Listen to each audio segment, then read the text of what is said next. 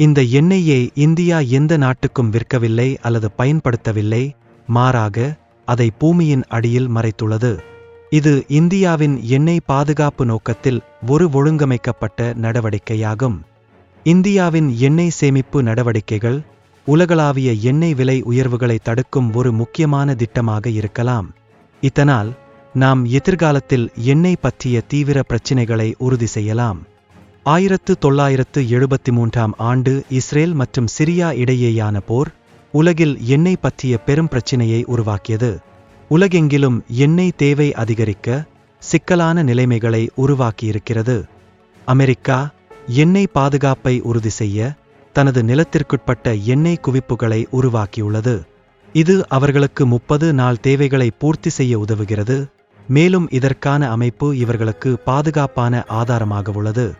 சீனா, Japan, வடகொரியா மற்றும் Spain போன்ற நாடுகள் அமெரிக்காவின் எடுத்துக்காட்டை பின்பற்றி அவர்கள் மண்ணுக்குட்பட்ட எண்ணெய் குவிப்புகளை உருவாக்கி வருகின்றனர்.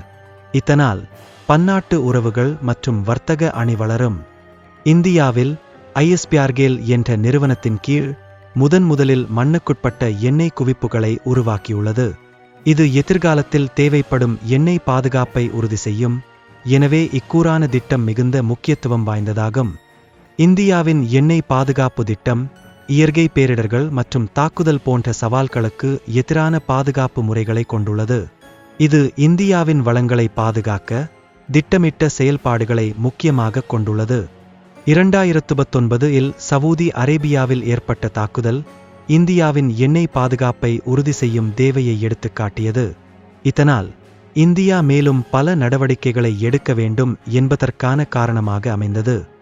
இந்தியாவின் மண்ணுக்குள் எண்ணெய் குளங்கள் எரிசக்தி தன்னிச்சையாக மாறுவதற்கான முக்கியத்துவம் வாய்ந்த முன்னேற்றமாகும். இதன் மூலம் நாட்டின் சக்தி தேவைகளை முழுமையாக பூர்த்தி செய்யும் வகைமுறை வடிவமைப்பு ஆகும்.